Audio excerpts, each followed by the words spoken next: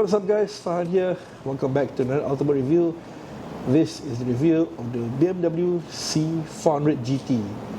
Huge thanks to BMW Motorrad Singapore for loaning me this bike for the review.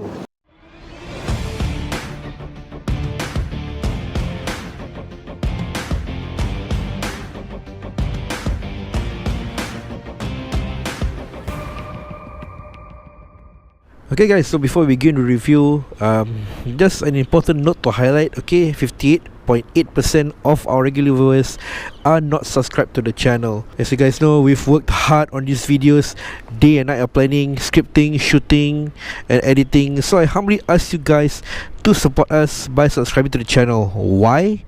Because this will actually trigger the YouTube algorithm to push out the channel and these videos to a wider audience. That is out of the way. Here I have with me is the BMW C400 GT, courtesy of BMW Motorrad. So once again, huge thanks to them for loaning us this bike for the review. Interesting to note that BMW has always called their scooters as urban mobility.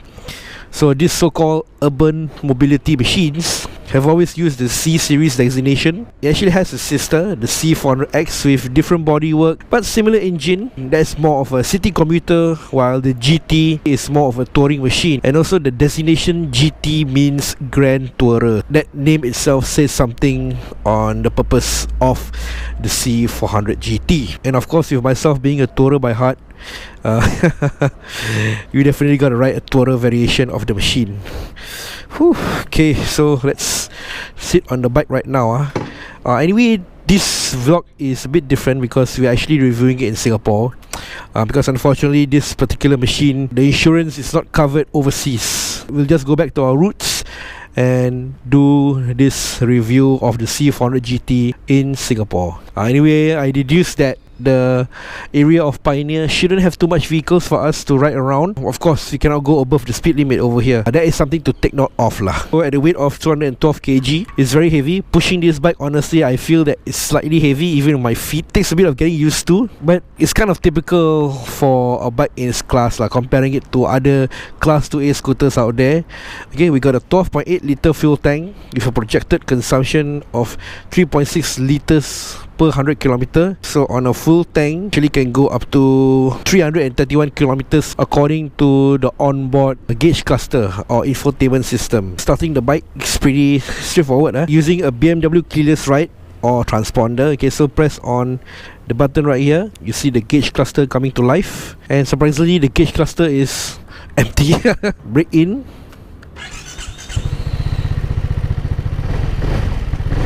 I have to say the engine noise is quite loud and has a very throaty exhaust note, and off we go. So first impressions wise, it's quite a punchy machine.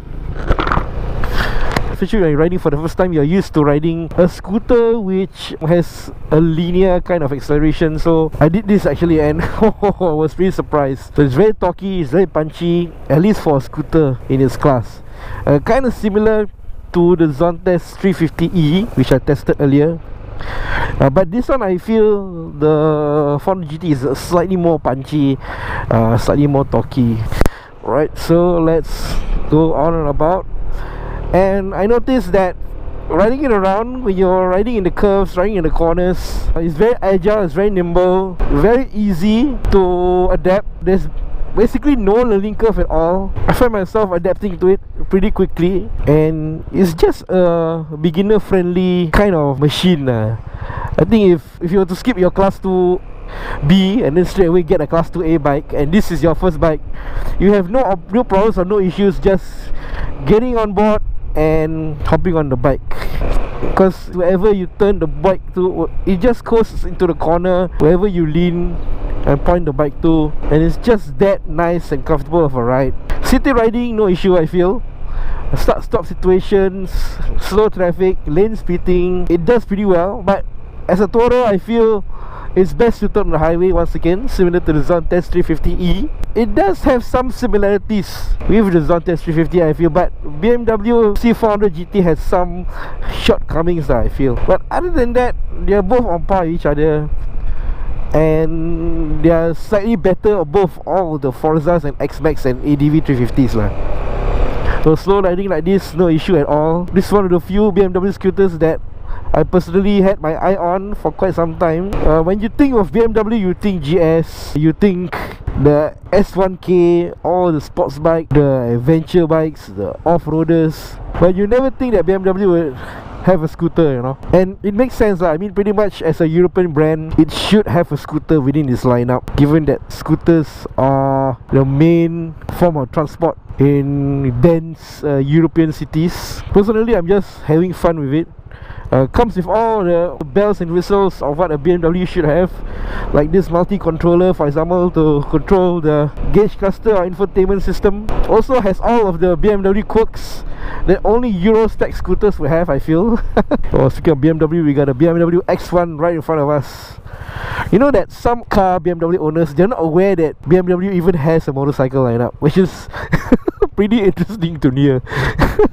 Introduced in 2018, the BMW C400 GT is a mid-sized automatic scooter for everyday urban commutes, with the versatility and comfort for spontaneous long-distance getaways during the weekends.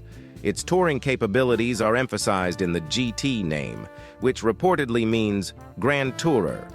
The C400 GT seeks to compete with the Suzuki Bergman and the Peugeot Metropolis 400i. Made by Kimco for BMW, its engine is a 350cc, liquid-cooled, 4-stroke, 4-valve parallel twin-cylinder SO8C with electronic fuel injection and an automatic CVT transmission. Okay guys, so we're back in Singapore, back to our roots, shooting at a multi-story car park. So do forgive me for the noise. We have a Karang-Guni just over there shouting to attract attention. Bells and whistles of Singapore. I don't think I miss it at all. Okay, so before we get started with the static review, okay, just a bit of background of the C400 GT. It was introduced in 2019.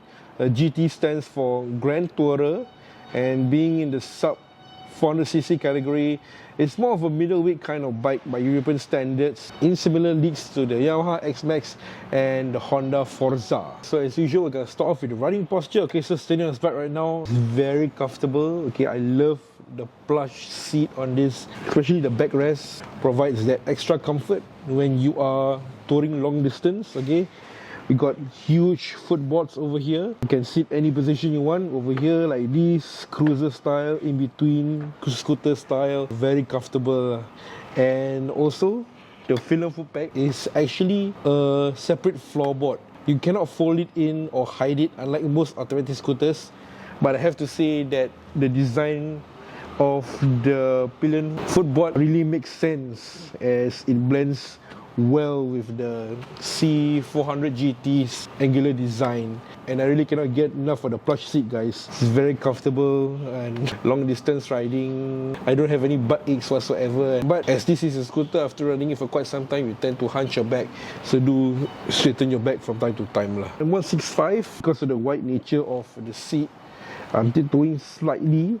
But other than that, I think it's okay. Shorter riders, no issue. And the bag is actually kind of heavy, so do take note of that also. So up next we come to the design, and generally, as you can see, I feel that the C400 GT's design is very bold. Certainly nothing we've ever seen on an automatic scooter since the XADV. Could be in part inspired by the XADV or vice versa, inspired by each other. But this angular kind of design is very popular nowadays. According to BMW themselves, the C400 GT is designed to look elegant, sporty and functional, and every so-called detail on the bike has been carefully thought of to make it appealing to the target audience. And it seems that every line, except for its wheels, is straight. It seems that BMW took a protector and a ruler to design the C400 GT. Some reviewers have mentioned that its headlight design cues match the BMW RT series, matching and exemplifying the touring nature of the 400 GT. Its front cowling is wide and bulky, providing ample weather protection to the rider, but its overall body is slim. Doesn't feel too cumbersome to ride in heavy traffic. Turn indicators are also integrated into bodywork, avoiding the addition of signal stalks. But it's not like BMW owners who even make use of them anyway. Just a joke. It's brawny, aggressive, futuristic, and I love it.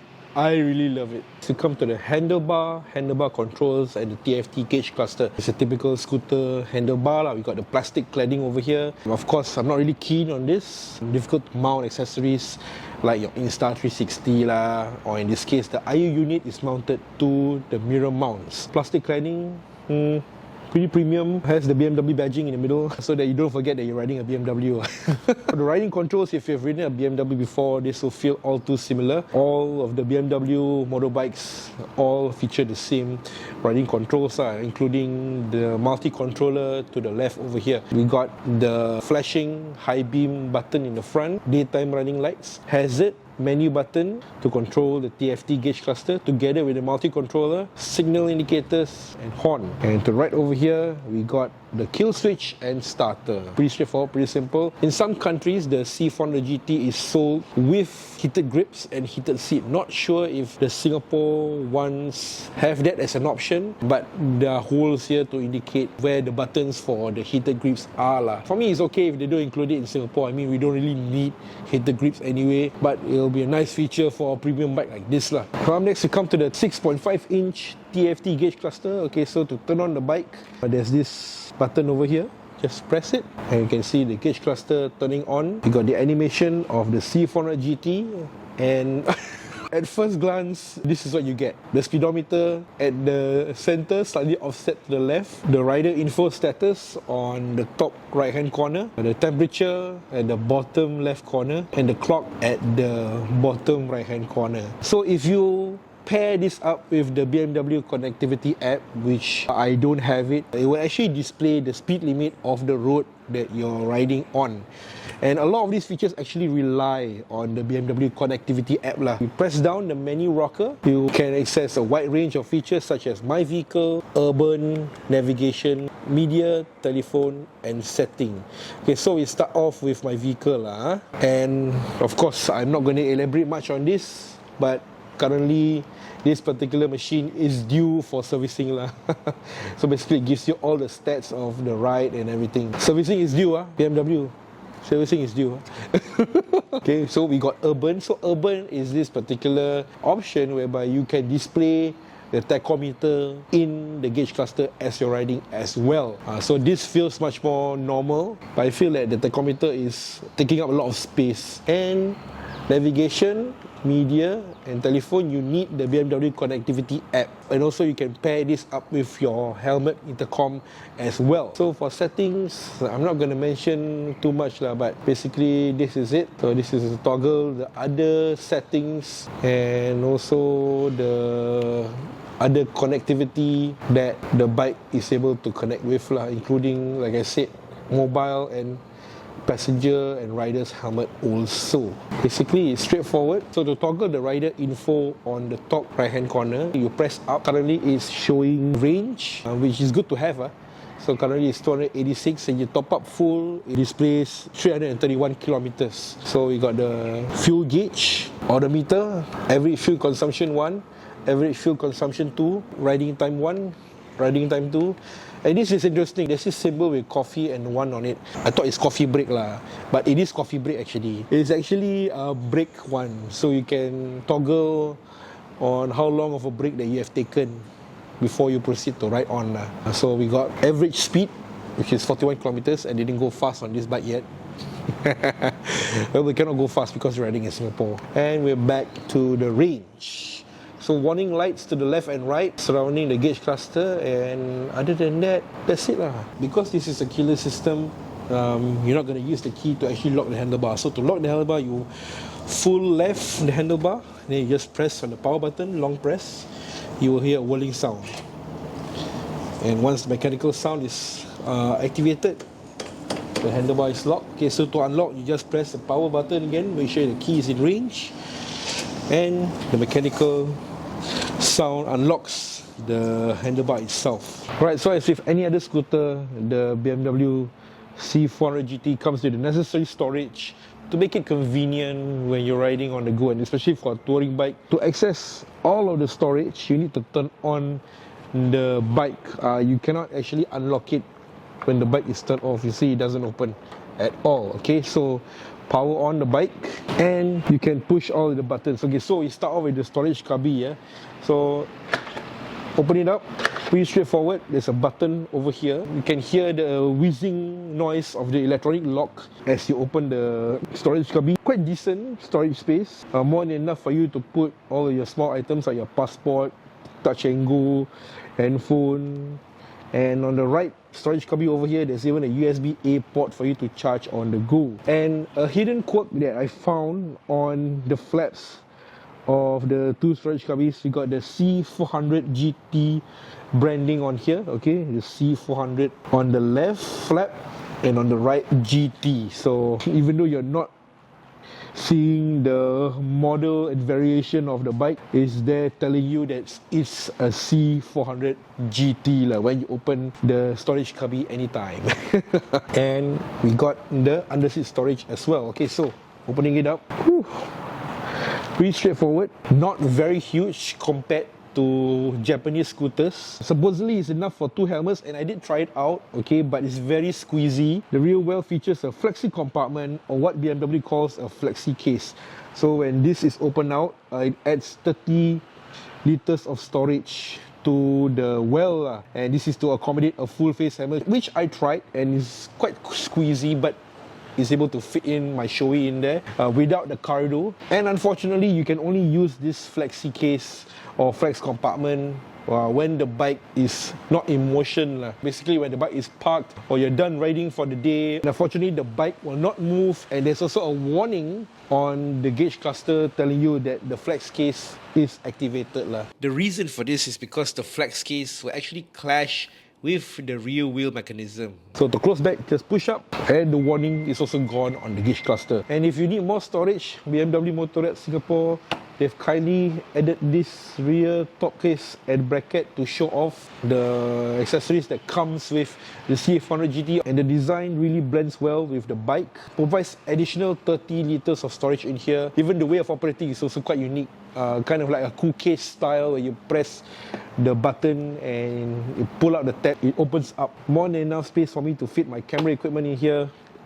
I think storage is more than enough for the C400 GT if you're out touring. Being a scooter, it packs the necessary riding technology integrated into the bike to make riding much more easier. Okay, so just to mention some of the things that the C400 GT is packed with. Got the BMW keyless ride, or transponder in this case, full LED lighting all around, ride-by-wire throttle, dual channel ABS paired with disc brakes and calipers by Jejuan, surprisingly, because the brake fluid caps mentioned Bybre. And also certain markets, I noticed that the brake calipers are actually branded Bybre instead of Jejuan. So there's some conflicting brands involved, even though both Bybre and Jejuan are owned by Brembo. 2 rotors in the front, 1 rotor in the rear. Definitely stopping power is there when you need it in an emergency situation. We got BMW Motorrad connectivity through Bluetooth, suspension non-adjustable in the front, and dual shocks in the rear. Certainly something that could be improved on. And of course, we got automatic stability control, ACS, also known in layman terms as traction control. And also a USB-A port at the right storage cubby. Must say, packs quite a decent amount of riding tech in the C400 GT, as expected from a brand like BMW. Horn check for the C400 GT. Hopefully I'm not bothering anyone. Very loud, very high pitched. Alright guys, so up next we come to the colors. So for this particular bike, this color is called the Exclusive. We also got triple black and Alpine White 3. Okay. I hope I pronounced it correctly.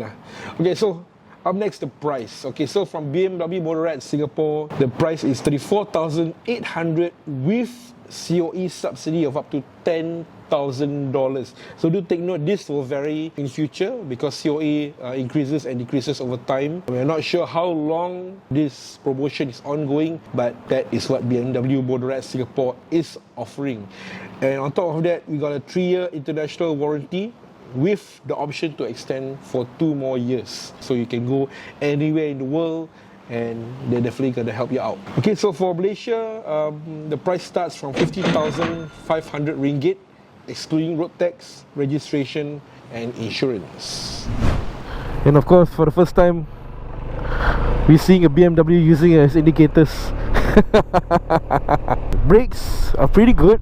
Comes with dual channel ABS. We got 2 front rotors, 1 in the rear. Stopping power, definitely no issue lah. Once again, it's a very punchy machine so right off the line when you are accelerating, it just throws you to the back of your seat. Not so much as the CEO4, but it does get the job done, you know. It's a treat, you know, to be riding it every day as a daily commuter. But I feel that it works well as a tourer for a class 2A scooter at least. So the suspension, it's not that great. I can feel every bump, every road imperfection, every minor road marking. It feels really stiff. And especially if you're going through those humps or very irritating tiny little humps at those private roads, right? Oh my gosh, I tell you you can really feel it if you don't slow down. The torquey acceleration is really awesome. I mean, if you want to get away from sticky situations such as a car tailgating behind you, or maybe you see a car going fast approaching towards you, you just twist on the throttle, you get away already. Interesting to note that some models overseas, they actually come with heated grips and heated seats. But this one in Singapore doesn't come with it. In fact, you can see the lines for the buttons over here on the right handlebar control. But unfortunately, we don't get it here in Singapore because it's not really needed I would say. It's a tropical country, so I think maybe BMW Motorrad Singapore did not put it in. Alright. Acceleration's damn good. The way it just accelerates off the line is very torquey. Not as torquey as the CEO4. I've yet to find a scooter or even a motorcycle that beats out an electric bike, which is understandable. I mean, electric bikes, naturally they are torquey off the line, given that there's no transmission. Personally, I feel this is where the C400 GT belongs. On the highway, getting up to speed, low to mid-range is very good. That punchy acceleration really helps. Oh man. Once again, I'm not a fan of the suspension. Going through the bridge gaps just now, oh my gosh, I can feel the bridge gap as I was going through it. It was a hard impact. Perhaps maybe you can consider getting aftermarket suspensions or forks. Not really sure if the C400 GT has it. By being a BMW, there's probably a lot of aftermarket accessories, both from the manufacturer and third party. The TFT display is really awesome. Even in bright daylight, you can see the screen crystal clear. But yeah, I'm really shocked that the gauge cluster doesn't feature anything else except for mostly the speedo. There's minimal information on it right now, unless you toggle the gauge cluster, or in urban mode where you can see the RPM or the tachometer in this case. Okay, so let's whack her again. Oh my gosh. Now reportedly from BMW, top speed is 139. For class 2A automatic scooter, I feel it's more than enough, especially if you're riding in the highway where the average speed in Malaysia at least is 110. It's more than enough for you, and it's just a great highway tourer. Then that punchy low to mid-range really helps to pick up. Whew. I feel like I could bring this out on the highway in Malaysia, you know, quick weekend ride to KL or maybe further, maybe in Thailand. It feels like a tourer. The riding posture, the seating ergonomics on this thing is very nice and comfy. Long distance, I would reckon it's pretty awesome. Just a nice comfortable ride. And you know, at 90 I don't feel as if it's going that fast. Another issue that I take with is the engine is so loud has this deep, throaty exhaust note that is so prominent, you can hear it. And another prominent thing about it is the vibrations. It's quite prominent. You can really feel it in your hands, your feet, the floorboards right now. Comparing it to like maybe other automatic scooters out there, not as bad as on the X-Specs. The X-Specs, I feel that the vibrations is quite bad lah. And this one also is quite prominent. Other than that, I'm pretty much enjoying the ride. It's nice, comfortable, stable ride. In Europe, they love this bike. They have positive things to say about it. For me, I feel that certain aspects could be better lah.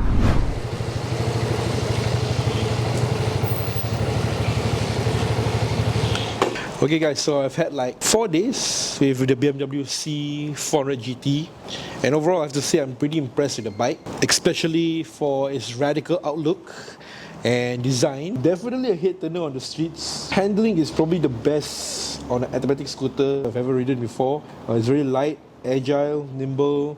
Definitely awesome for the city streets. Even better on the highway. Somewhat above the Zontes 350e, I feel. Probably the best handling. Feels much more of like a motorcycle as opposed to a scooter. Performance is also probably the best. Punchy acceleration all the way through, even at low to mid range. And once again, probably the best on an automatic scooter, and somewhat on par with the Zontes 350e. So BMW really set the standards for me over here. So shortcomings, I feel the suspension could be better. I feel that it's stiff and I can feel every bump on the road. It doesn't really absorb the humps compared to other scooters I've ridden. Vibrations are also quite prominent, especially on the handlebars, on my feet as I'm riding it. For me, it's okay lah, but it does get a bit irritating. Other scooters that I've ridden before, the vibrations are not so prominent compared to the C400 GT lah. And also the price tag at 34k for a Class 2A scooter. It's quite a premium pricing, so you're buying it for the brand BMW. And definitely there are other scooters, they are in similar leagues to the C400 GT that I feel that they offer somewhat similar specs, similar features, and maybe even at times they beat out the C400 GT lah. But overall, I had a fun time with the bike, the pickup, enjoying myself at the highways, the acceleration, and definitely all eyes are on you when you're riding it. I'm trying to wonder what is it. Some more, it's a C400 GT, is rarely seen on the streets. And yeah, it's a BMW, so you get that prestige when you are riding one lah. So the brand really plays a part over here. Okay, so once again, huge thanks to BMW Motorrad Singapore for loaning me this bike for the review. You can go down to their showroom at Kampong Ubi and test ride this bike and the other models that they have over there lah. So I think that's it from me, and we'll see you guys in the next one.